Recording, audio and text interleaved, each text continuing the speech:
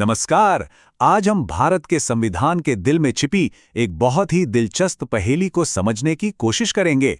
एक ऐसा नियम जो लिखा तो कहीं नहीं है, पर हमारे देश के सबसे बड़े कानून की हिफाजत करता है। जरा सोचिए, क्या ऐसा हो सकता है कि किसी देश का सबसे ताकतवर नियम उसके कानून की किताब में लिखा ही ना हो? सुनने में अजीब लगता है ना? पर यही वो रहस्य है जो भारतीय लोकतंत्र की एक सबसे दिलचस्प कहानी की बुनियाद है। तो ये विरोधाभास आखिर है क्या? देखिए, भारत का संविधान दुनिया के सबसे लंबे लिखित संविधानों में से एक है, और यही संविधान एक अलिखित नियम पर टिका है, जिसे हम बुनियादी संरचना का सिद्धांत कहते हैं। सवाल ये है कि ये आया कहाँ से? तो इस सिद्धांत का जन्म हुआ एक बहुत बड़े संवैधानिक टकराव से।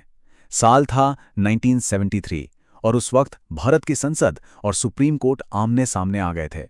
1971 और 72 में सरकार ने एक के बाद एक कई बड़े संवैधानिक संशोधन किए। सबसे पहले 24वें संशोधन से संसद ने खुद को संविधान में कुछ भी बदलने की असीमित शक्ति दे दी। फिर 25वें संशोधन से नागरिकों के मौलिक अधिकारों को भी कम कर दिया गया। ये सारे कदम एक बड़े टकराव के लिए जमीन तैयार कर रहे थे और मामला सीधा सुप्रीम कोर्ट पहुंच गया। और इसी टकराव के बीच सुप्रीम कोर्ट ने यह ऐतिहासिक बात कही। कोर्ट ने कहा कि हमारा संविधान सिर्फ कुछ पन्नों पर लिखे शब्द नहीं है, बल्कि एक इमारत की तरह है जिसकी अपनी एक नींव है, और उस नींव को, उन बुनियादी तत्वों को कोई नष्ट नहीं कर सकता। और पता है, ये कोई यूनानिमस डिसीजन नहीं था, बिल्कुल नहीं। 13 जजों की बेंच और फैसला आया 7-6 से। मतलब इतना करीबी मामला। सोचिए जरा, सिर्फ एक वोट ने भारत के संवैधानिक भविष्य की पूरी दिशा ही बदल दी। वाकई ये एक बहुत ही ड्रामेटिक मोमेंट था। तो इसी मामले से इस सिद्धांत का जन्म हुआ। आसान शब्दों में इसका मतलब यह है कि संसद को संविधान में सुधार करने का अधिकार तो है, लेकिन उसे फिर से लिखने या उसके मूल चरित्र को ही मिटा देने का अधिकार बिल्कुल नहीं है। अब सबसे बड़ा सवाल ये उठता है कि ये बुनियादी संरचना आखिर है क्या? संविधान के वो कौन से हिस्से हैं जिन्हें बदला ही नहीं जा सकता? इसे समझने का सबसे अच्छा तरीका वही इमारत वाला उदाहरण है।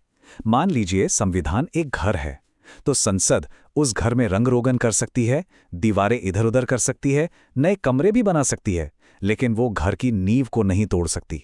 क्यों? क्योंकि अगर नींव ही गिर गई तो पूरी इमारत ढह जाएगी। तो इस नींव में क्या क्या शामिल है? इसमें कुछ चीजें हैं, जैसे संविधान की सर्वोच्चता, एक लोकतांत्रिक व्यवस्था, धर्मनिरपेक्षता और न्यायिक समीक्षा। पर सबसे दिलचस्प बात यह है कि कोर्ट ने जानबूझकर इस लिस्ट को अधूरा छोड़ा ताकि भविष्य में जरूरत पड़ने पर इसमें और भी सिद्धांत जोड़े जा सकें। इस नए नवेले सिद्धांत की असली परीक्षा बहुत जल्द हुई। 1973 के कुछ साल बाद देश में आपातकाल लगा और सरकार ने एक बार फिर अपनी ताकत को साबित करने की कोशिश की। 1976 में सरकार 42वां संशोधन लेकर आई। संदेश बिल्कुल साफ था, संसद की शक्ति असीमित है और कोई भी अदालत हमारे बनाए कानून पर सवाल नहीं उठा सकती। ये सीधे सीधे केशवानंद भारती फैसले को एक खुली चुनौती थी। यहां पर टकराव बिल्कुल आमने सामने का था।